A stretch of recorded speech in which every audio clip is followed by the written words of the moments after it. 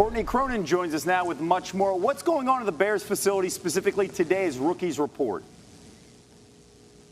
Kevin, the Chicago Bears have put ink to paper with their top 2 draft picks. Caleb Williams and Rome Odunze have signed their rookie contracts. This was the day that rookies reported to Hallis Hall for training camp. Practice begins on Saturday. Williams signing a 4-year, fully guaranteed deal worth $39.4 million. Rome Odunze, $22.7 million fully guaranteed. Both of those contracts contain the 5th-year option as well for first-round picks. And I had checked in on this earlier today. I was told by a team source that things were progressing. I know that this came up to the 11th hour, but inside Hallis Hall, sources I spoke with were not concerned that these deals would not end up getting done. Rome Odunze has an NFLPA certified agent. Caleb Williams does not. So there was this question about why things might have been taking a little bit longer to get up until this point. And one source told me that one thing you have to consider is that a lot of players already have made a lot of money in college football via name, image, and likeness. They're not necessarily chomping at the bit to get that signing bonus right away because of the resources they already have acquired throughout their college football career. So there really wasn't any sort of rush to get this done. But going into training camp on Saturday, the Bears have everybody under contract, and they hope that this pairing, Rome Odunze and Caleb Williams, will yield the same sort of output that we haven't seen since Andy Dalton and A.J. Green back with the Cincinnati Bengals, a rookie quarterback and rookie wide receiver combination to amass 1,000 yards in year 1. Courtney, good stuff there. Williams has already been named the Week 1 starter. Keep in mind, no Bears quarterback has ever thrown for 4,000 yards in a season. No one. Like, think about that in the history of the entire franchise. Courtney, thank you. Dan, let's bring you in here, and as well as Field and Lewis. All right, now, the addition of Keenan Allen. Yeah. You got Rome Odunze. Don't forget you got DJ Moore. What do you want to see specifically in year 1 with Caleb Williams under center? How quickly he adjusts to the importance of staying on schedule. Yeah. In college, it doesn't matter. In playing college football, you're trying to run as many plays as you can and score as many points as you can. If you get into 2nd and 10 or 3rd and 10, it really doesn't matter because you're going to get the ball back in a minute. In the NFL, that's not real life. And when I say staying on schedule, because we hear that all the time in football, right?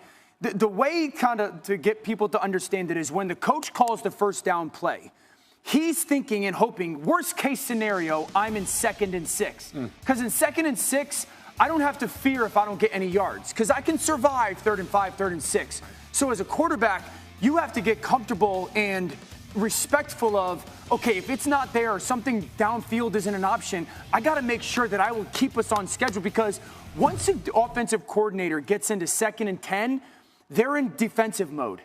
And then it's like, oh, okay, because I don't want to get into 3rd and 8, so I just want to get 4 yards here. And then you're always playing from behind, essentially. How quickly Caleb gets comfortable with that, yet still able to, I'm not talking, cautious with the ball.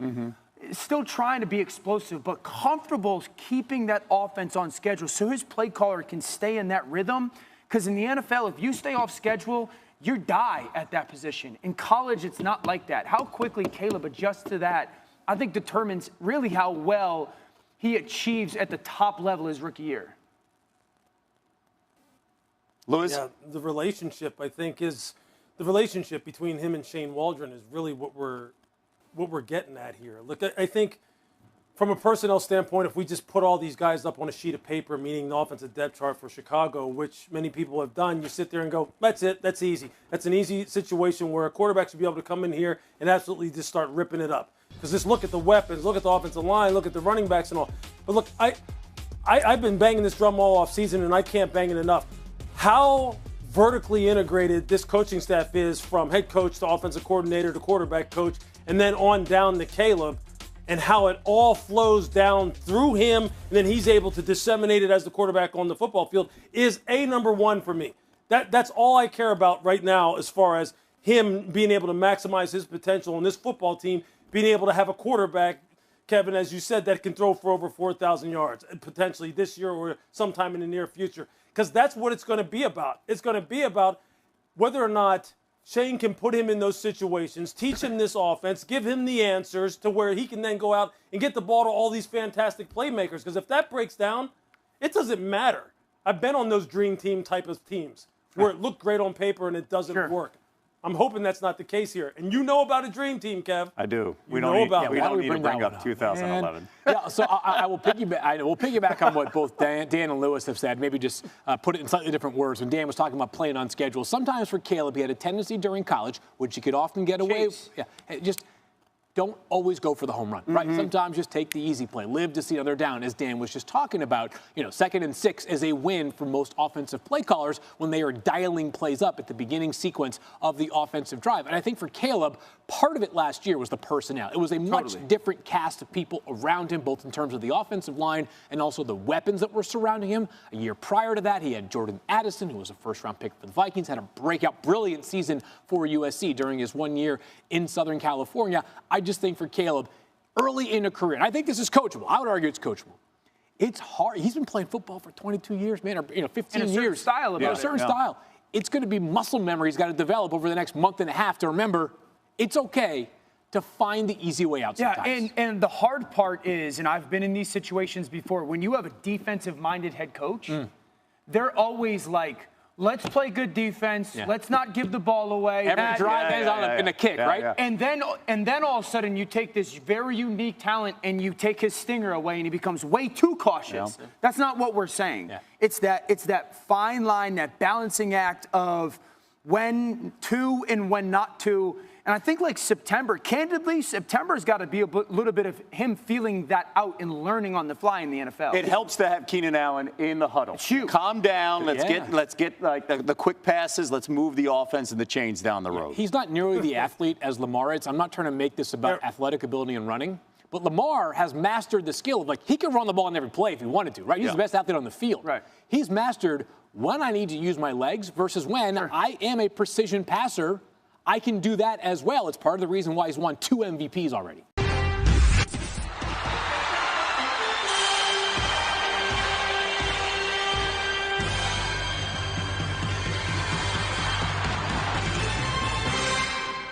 As a fervent Philadelphia Eagles fan, seeing the drama unfold around Saquon Barkley's departure from the Giants and his subsequent signing with the Eagles is nothing short of fascinating. The Hard Knocks trailer reveals a lot about the behind-the-scenes negotiations and the dynamics between Barkley and the Giants' front office. Let's dive into the strengths of this situation from an Eagles fan perspective. Saquon Barkley's impact on the Eagles' offense. Securing a player of Saquon Barkley's caliber is a significant win for the Eagles. Barkley's ability to break tackles, his agility, and his vision make him one of the most dynamic running backs in the league. Adding him to an already potent offense spearheaded by Jalen Hurts provides the Eagles with a dual threat that can keep defenses on their heels. Barkley's versatility as both a rusher and a receiver out of the backfield opens up the playbook, allowing for a myriad of offensive strategies. His presence alone can draw defensive attention, creating more opportunities for other playmakers like A.J. Brown and Devonta Smith to shine. Strengthening the Eagles' backfield. The addition of Barkley enhances the depth and versatility of the Eagles' backfield. Pairing him with Kenneth Gainwell and the newly drafted Will Shipley gives Philadelphia a formidable trio. Each back brings a unique skill set, allowing the Eagles to adapt to various defensive schemes. Barkley's power and explosiveness complement Gainwell's agility and Shipley's all-around capabilities, providing a well-rounded rushing attack that can dominate on the ground. This depth ensures that the Eagles can maintain a high level of performance even if injuries arise, something that is crucial for a deep playoff run. Psychological edge over the Giants. Signing Barkley not only strengthens the Eagles but also weakens a division rival. Barkley's departure from the Giants leaves a significant void in their offense, one that will be challenging for them to fill. This move can be seen as a strategic masterstroke as it disrupts the Giants' plans and morale. The psychological advantage gained from acquiring a key player from a rival cannot be understated. It sends a message to the rest of the division that the Eagles are serious about contending for the NFC East title and beyond. Leadership and experience. Barkley brings leadership and experience to a relatively young Eagles squad. His work ethic, professionalism, and experience in high-pressure situations are invaluable assets. Barkley's presence in the locker room can inspire and mentor younger players, fostering a culture of excellence and determination. His journey, including overcoming injuries and maintaining a high level of performance, serves as a motivational blueprint for teammates striving to achieve greatness. Economic and strategic mastery. From a financial perspective, the Eagles managed to secure Barkley with a deal that is only slightly higher than what the Giants initially offered. This move showcases the front office's acumen in negotiating contracts that enhance the team without crippling future salary cap flexibility. It's a testament to the Eagles' strategic planning and their ability to execute deals that fortify the team's long-term competitiveness. By landing Barkley, the Eagles have made a clear statement of intent without overextending themselves financially. Conclusion: a win for the Eagles. In conclusion, the acquisition of Saquon Barkley is a monumental move that significantly boosts the Eagles' offensive firepower, depth, and versatility. It also serves as a psychological blow to the Giants while reinforcing the Eagles' position as a formidable contender in the NFC East. With Barkley in the fold, the Eagles are poised to leverage his talents and leadership to not only secure playoff berths but to also aim for a deeper postseason run.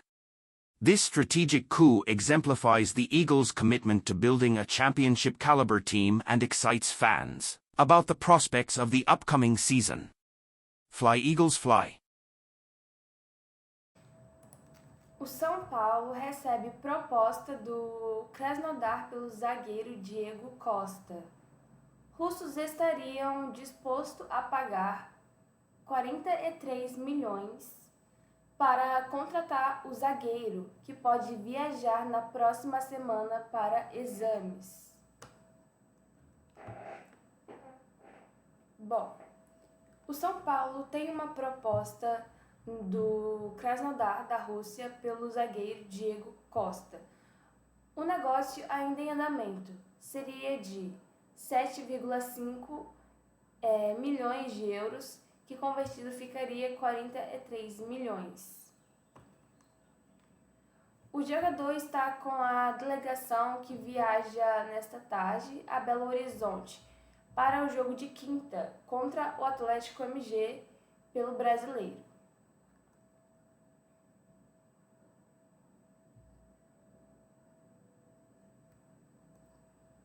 Bom, há otimismo entre os representantes do atleta da agência ADM Sport para que o acordo seja fechado em breve. A previsão é que ele viaje na próxima semana para fazer exames. Dirigentes do São Paulo ainda tratam a negociação com mais cautela.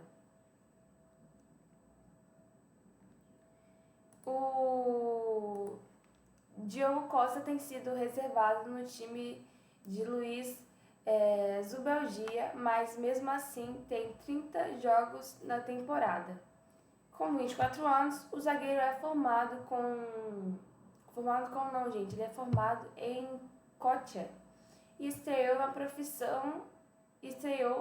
no profissional em 2019. O São Paulo detém 80% dos direitos econômicos do atleta. Enfim, gente, essa foi a notícia. Espero que todos tenham gostado e entendido. Não esqueçam de deixar o seu like, de se inscrever no canal, porque isso ajuda bastante. Peço perdão aí se em algum momento acabei falando o nome aí da empresa errada, né? Peço que vocês relevem. Mas enfim, gente, muito obrigada, tá bom? Que todos venham ter entendido, né? Até a próxima.